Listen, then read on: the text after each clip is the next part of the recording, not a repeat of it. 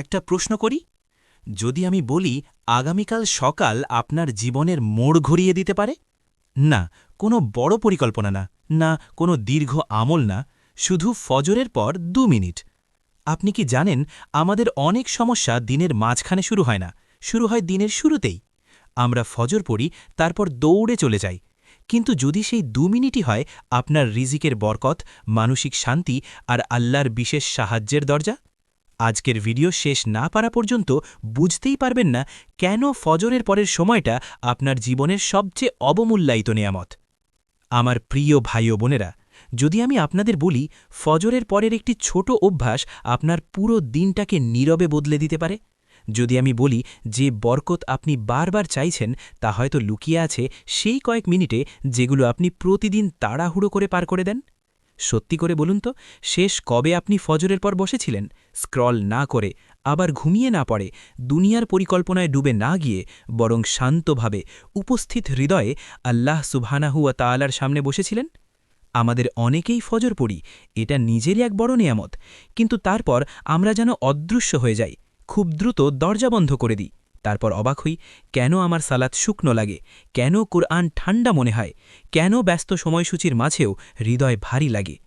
প্রিয় আত্মা, আমরা এমন এক যুগে বাস করছি যেখানে চারপাশে শুধু শব্দ, অন্তহীন স্ক্রলিং, নোটিফিকেশন, বিভ্রান্তি। আমরা হৃদয় জাগার আগে ফোন জাগাই, আত্মাকে দেখার আগে দুনিয়াকে দেখি, আর ধীরে ধীরে অজান্তেই আমাদের সকারগুলো আলো হারায়।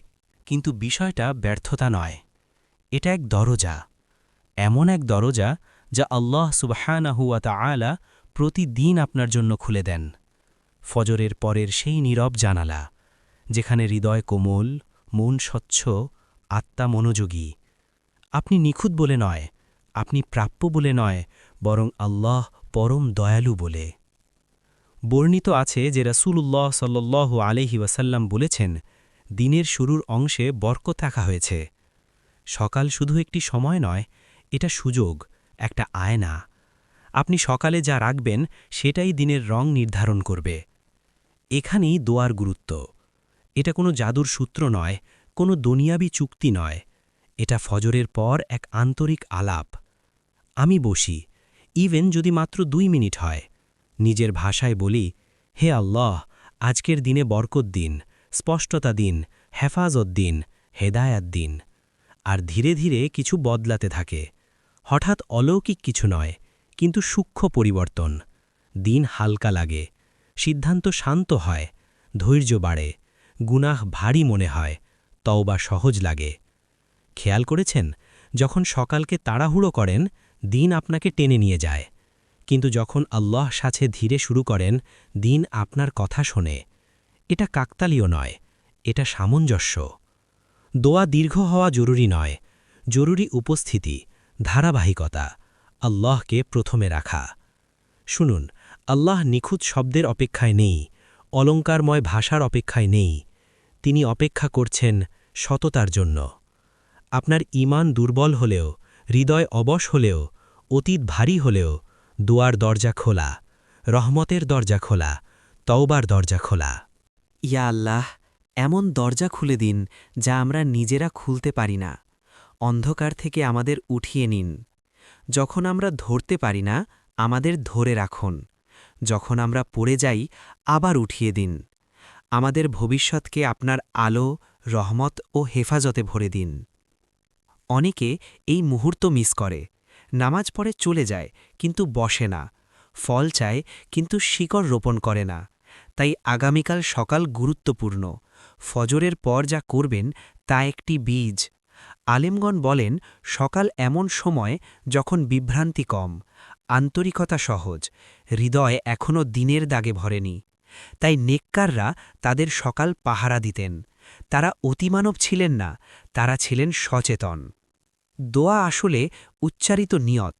আপনি যখন বলেন, হে আল্লাহ, আজকের দিন আপনার সাথে শুরু করছি, আপনি ঘোষণা করছেন, আমি আপনার ওপর নির্ভর করছি। এবার একটি সহজ ৪ ধাপের পরিকল্পনা। ফজরের পর অন্তত ২ মিনিট বসে থাকুন, ফোন ধরবেন না, অল্প কুরআন পড়ুন, এক আয়াত হলেও। গতি নয়, উপস্থিতি গুরুত্বপূর্ণ।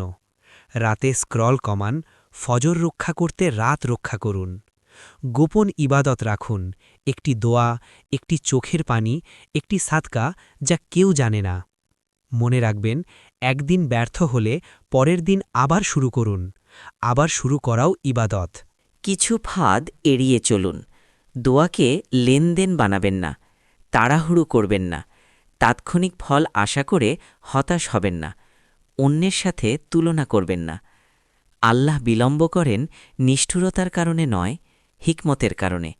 তিনি ভিন্নভাবে দেন, কিন্তু প্রয়োজনের কম দেন না। একদিন আমরা বুঝব সেই সকালগুলো ছিল উপহার। ফজরকে শেষ নয়, শুরু বানান। দোয়াকে জরুরি অবলম্বন নয়, অভ্যাস বানান। আন্তরিকতাকে কম্পাস বানান।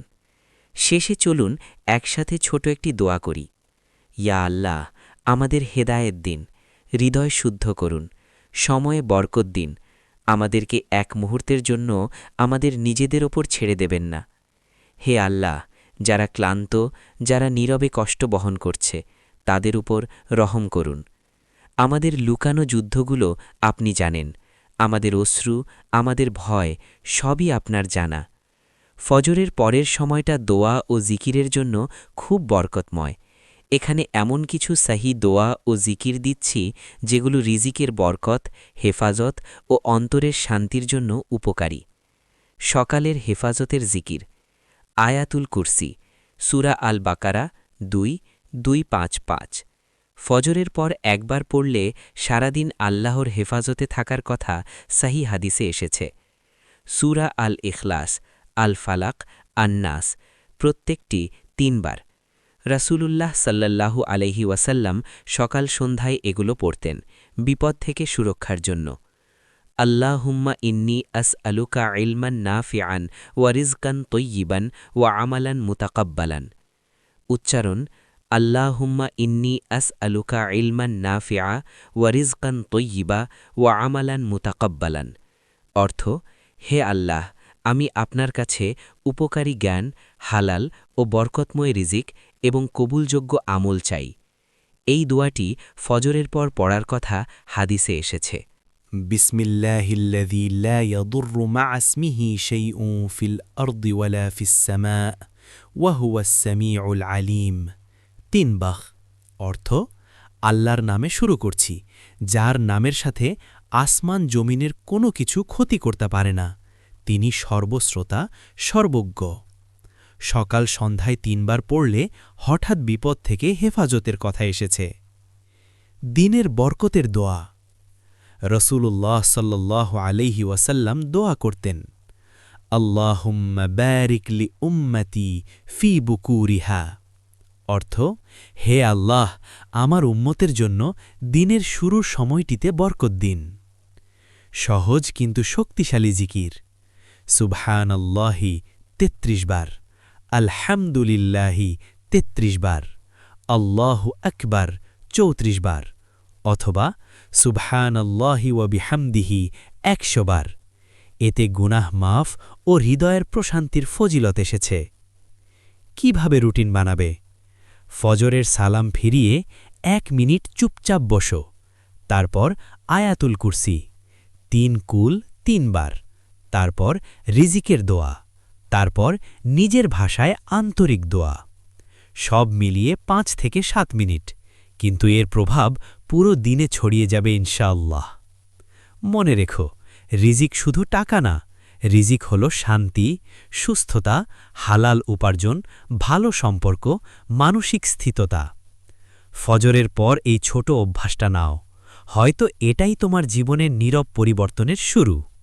মনে রেখো, তুমি ভাঙা নাও, তুমি দেরিতে প্রস্ফুটিত হচ্ছ, তুমি হারিয়ে যাওনি, তুমি পথ খুঁজে পাওয়ার প্রক্রিয়ায় আছো। ফজরের পরের সেই নীরব মুহূর্ত, ওটাই তোমার রিসেট বাটন, ওটাই তোমার নতুন শুরুর জায়গা। হয়তো তোমার জীবন এখনও পুরো বদলায়নি, হয়তো দোয়ার ফল এখনও চোখে পড়ছে না, কিন্তু বিশ্বাস রাখো, যে হৃদয়ে প্রতিদিন আল্লাহর দিকে ঘুরে দাঁড়ায়, সে হৃদয় কখনো পরাজিত হয় না। তুমি যতবার ফিরে আসো, ততবার আল্লাহ তোমাকে গ্রহণ করেন। তুমি যতবার চেষ্টা করো, ততবার তোমার আমলনামা ভারী হয়। আজ যদি তুমি ক্লান্ত হও, আগামীকাল ফজরের পর বসে বলো, ইয়া আল্লাহ, আমি আবার শুরু করতে চাই। এই একটি বাক্যই তোমার নতুন অধ্যায়ের শুরু হতে পারে। মনে রেখো, মহান পরিবর্তন সবসময় নীরবতায় জন্ম নেয়। সবচেয়ে শক্ত মানুষ তারা নয় যারা কখনো পড়ে না, বরং তারা যারা পড়ে গিয়ে আবার উঠে দাঁড়ায় আল্লাহর ভরসায়।